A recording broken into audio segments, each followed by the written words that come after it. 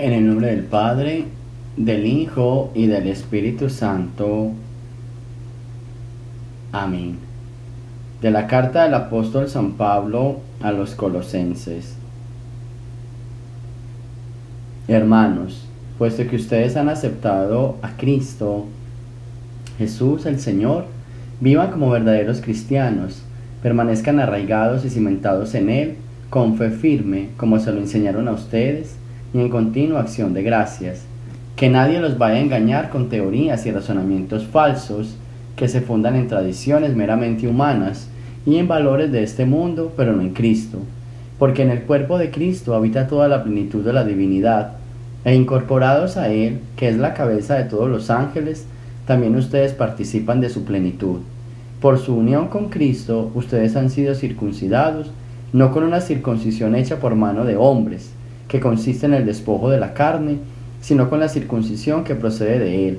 Por el bautismo fueron sepultados con Cristo y también resucitaron con Él mediante la fe en el poder de Dios, que lo resucitó de entre los muertos. Ustedes estaban muertos por sus pecados y no pertenecían al pueblo de la alianza, pero Él les dio una vida nueva con Cristo, perdonándoles todos los pecados. Él anuló el documento que nos era contrario, cuyas cláusulas nos condenaban, y lo eliminó clavándolo en la cruz de Cristo.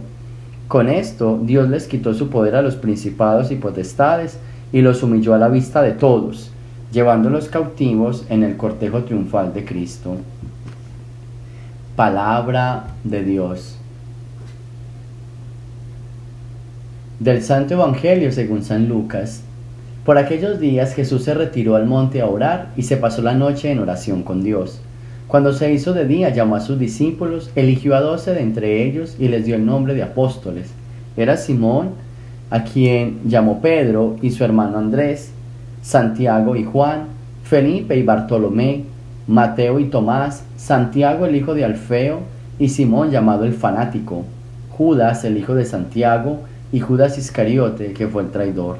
Al bajar del monte con sus discípulos y sus apóstoles, se detuvo en un llano. Allí se encontraba mucha gente que había venido tanto de Judea y Jerusalén como de la costa, de Tiro y de Sidón. Había venido a oírlo y a quien los curara de sus enfermedades, y los que eran atormentados por espíritus inmundos quedaban curados. Toda la gente procuraba tocarlo, porque salía de él una fuerza que sanaba a todos. Palabra del Señor. Bien, continuamos en esta lectura de San Pablo a los Colosenses. Es una carta muy cristológica, ¿sí? Todo se refiere a Cristo, a su fin, al principio, al por qué se dio este tema de la salvación, porque Pablo presenta en la carta a los Colosenses como el sentido de ser cristianos, ¿sí? ¿Cuál fue la misión de Cristo y qué sentido tiene que lo sigamos a Él? Y hoy presenta algo bien interesante, porque dice, Él anuló el documento que nos era contrario, las cláusulas cuyas cláusulas nos condenaban, ¿sí ven? O sea, como que había un documento donde nosotros éramos los culpables y nos estaban condenando de todo. Él eliminó con su cruz. San Pablo presenta a Cristo precisamente como el Salvador, como el que nos purificó, ¿sí? Y hoy, con este tema de nos era contrario, presenta a Cristo como el intercesor, ¿sí? El medianero, ¿sí? Aquel que media entre el pecado y la gracia. Entonces Jesús se hace pecador, se hace humano, ¿sí? Pasa por esa humanidad sin tocar el pecado, pero pasa por ahí y nos rescata a nosotros y nos lleva a la gracia. Eso es como explicándolo en términos de película, cuando hay algún infiltrado con los malos. Se hizo uno de los malos, pero no es malo y no llegó a ser malo, solamente se escondió, pero desde ahí rescató a todos los que estaban prisioneros por el mal. Y esa es lo que San Pablo nos está explicando. Eliminó ese documento que nos era contrario a todos nosotros, ¿sí? Y lo hizo precisamente con toda la fuerza y con toda la misión que tenía del Padre. Por eso es que en el Evangelio dice que pasó toda la noche en oración con Dios. Imagínense un coloquio entre Jesús y el Padre Celestial. Eso es una cosa bien Pues eso sería una escena bien bonita. Uno se preguntará, ¿de qué hablan? O sea, ¿qué le diría a Jesús? Pasó toda la noche en oración con Dios, ¿sí? ¿Qué le diría? ¿De qué hablaron? A mí me gustaría mucho, me causa mucha curiosidad, ¿cierto? Ese diálogo, ¿sí? Me imagino, hablaron del plan de salvación, hablaron de cómo iban las cosas, pero bueno, o sea, se hace bien interesante imaginarnos, ¿sí? Imaginarnos en ese coloquio entre Jesús, que está en la tierra, y la conexión con su Padre en el cielo. Bien bonito, bien interesante para una buena meditación. Pero de ese coloquio salió la elección de los 12, que eso también me sorprende. O sea, Jesús elige los 12 después de hablar con el Padre. Como que yo me imagino que entre los dos sacaron la lista. Como que hubo un consenso, por eso me imagino ese diálogo tan bonito, porque después de ese diálogo fue que Jesús elige los 12 apóstoles, ¿sí? Entonces, ¿qué sería? ¿Se los dictó el papá? ¿O hablaron entre los dos? ¿Conversaron? ¿Cómo lo hicieron? Un coloquio espiritual muy bonito. La gente que siempre lo seguía vuelve y juega a la costa de Tiro y Sidón, que son lugares bien paganos, y aún así lo están siguiendo, ¿sí? No, y lo están siguiendo porque están creyendo en él, porque muchos que estaban enfermos y poseídos quedaban curados al escucharlo a él. Por eso toda la gente procuraba tocarlo, porque salía de él una fuerza que sanaba a todos. Qué bonito, pues nosotros no vamos a tener esa fuerza que sane a todos, pero qué bonito llegar a tener esos dones donde uno, quizás hablando o con la presencia de uno, muchas personas puedan sentir, no se alivien, pero sí como esa tranquilidad y esa sanación.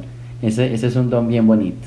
Así que pidámosle pues al Señor en este día que nos regale esa gracia de estar conectados siempre con Él, que nos regale esa gracia de caminar siempre en su amor y en su paz, y digo yo, de sentir siempre esa fuerza protectora que viene siempre de Dios y que vamos a caminar siempre con Él. Amén. Ahora vamos a escuchar nuestro audio para crecer en la Biblia en el día de hoy.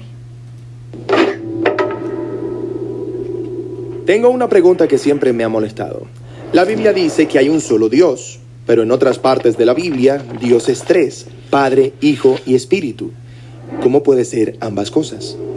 Sí, esta es una pregunta que ha desconcertado a las personas durante miles de años. Y aunque no podemos explicarlo completamente, creo que podemos entender mejor lo que no podemos entender completamente. ¿A qué te refieres? Piénsalo así. Aquí hay un plano bidimensional y aquí hay un objeto de 3 dimensiones que pasará a través del plano 2D. Ok, está bien. Desde esta perspectiva, el objeto 3D está arriba y abajo del plano. Ahora tiene sentido. Pero imagina que eres una persona 2D atrapada en el plano 2D. ¿Qué es lo que verías? No lo sé. ¿Qué es lo que vería? Bueno, se vería así. Oh, sí, ok. Desde esta perspectiva parece imposible.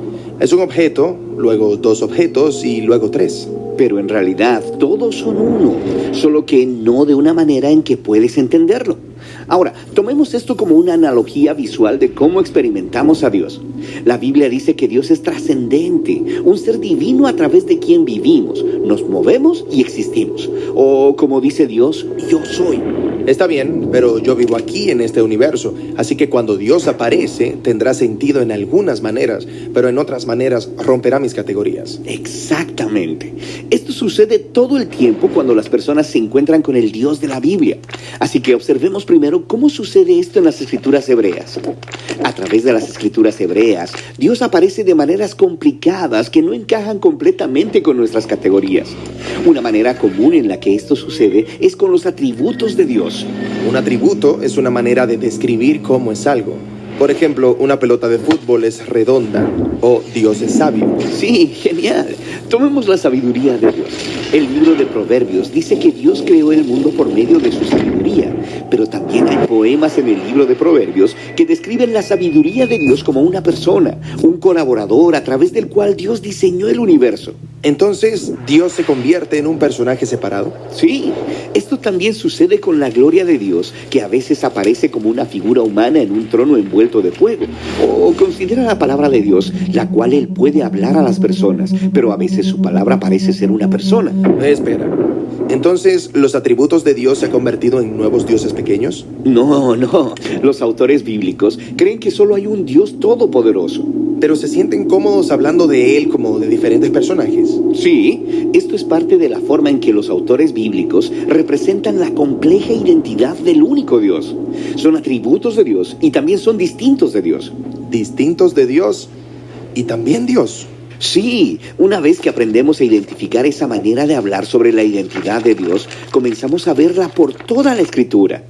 De hecho, la encuentras en las primeras oraciones de la Biblia que mencionan al Espíritu de Dios. La primera línea de la Biblia es bastante familiar. En el principio creó Dios. Pero sigue leyendo.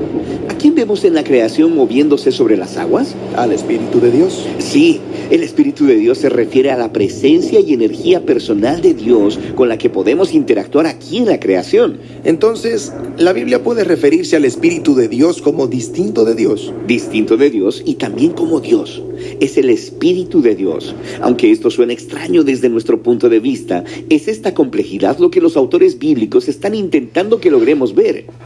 Entonces, hemos hablado de los atributos de Dios y del Espíritu de Dios. Ahora hagamos una última parada explorando la compleja identidad de Dios en las Escrituras hebreas con el personaje llamado el Hijo del Hombre. Así que en la Biblia hay un solo Dios a quien las personas deben adorar, lo que hace que esta historia en el libro de Daniel sea realmente sorprendente. Daniel tiene un sueño acerca de una figura humana llamada Hijo del Hombre, lo cual significa un miembro de la humanidad. Y Daniel sueña sobre este humano siendo levantado en una nube y luego aún más alto. Hasta el espacio de Dios. Sí, y luego este humano se sienta a la derecha del trono celestial de Dios y toda la humanidad adora a este humano al lado de Dios. ¿Un humano donde esperamos ver a Dios? Sí, este humano es parte de la identidad de Dios. Esta visión trata sobre la esperanza culminante de toda la historia bíblica. Dios y la humanidad se hacen uno para poder gobernar el mundo, juntos como uno. Entonces, el Hijo del Hombre es distinto de Dios y es también Dios. Exactamente. Entonces piensa en todo lo que hemos observado. En las Escrituras hebreas, la identidad de Dios es compleja. Entonces, cuando los seguidores de Jesús se encontraron con Dios como Padre, Hijo y Espíritu, ellos ya tenían categorías sobre cómo estos podían ser el Dios único de la Biblia. Está bien, hablemos de eso. Ok, en el Nuevo Testamento se nos presenta a Jesús de Nazaret y Él es humano, pero también mucho más que eso. Su manera favorita de referirse a sí mismo era el Hijo del Hombre. La figura en la visión de Daniel. Y se dice que este Dios complejo se hizo humano para unir a otros humanos con Dios. Ok, entonces los evangelios describen a Jesús como completamente humano.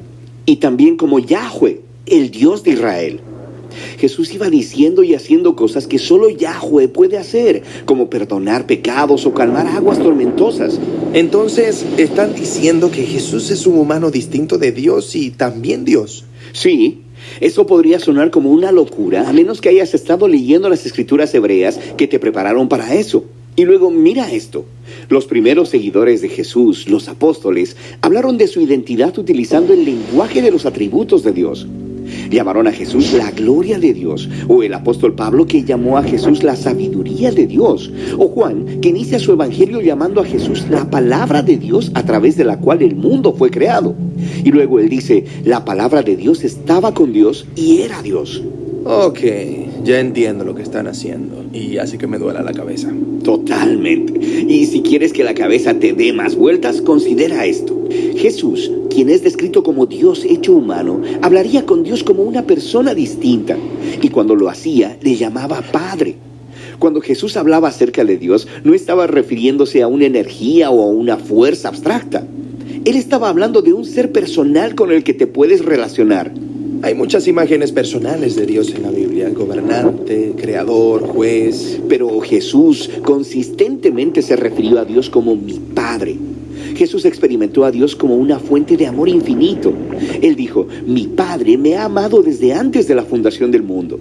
Aparentemente Jesús conoció al Padre como un ser eternamente centrado en los demás y como dador de vida.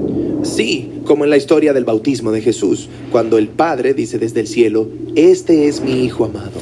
Y luego sigue leyendo.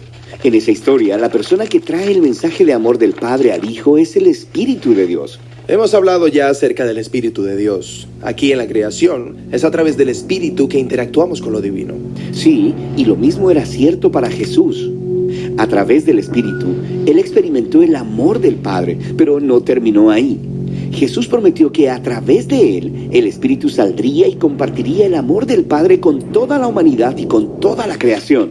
Así que puede parecer que existen tres dioses distintos, pero de alguna manera que trasciende a mi forma de ver la realidad, ellos también son uno. Sí, esto es lo que los seguidores de Jesús más adelante llamaron la Trinidad. Padre, Hijo y Espíritu son el único Dios de la Biblia. Ahora puedo ver cómo llegaron a eso. Pero esto no es solo un rompecabezas filosófico.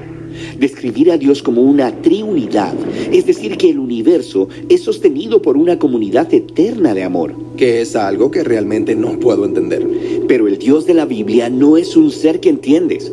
El punto es conocer y ser conocido por este Dios para poder participar en su amor.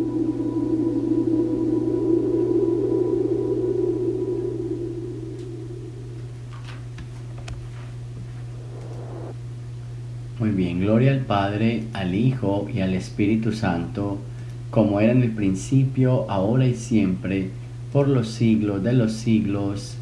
Amén. El Señor esté con ustedes, y la bendición de Dios Todopoderoso, Padre, Hijo y Espíritu Santo, descienda sobre ustedes y me los acompañe siempre. Amén.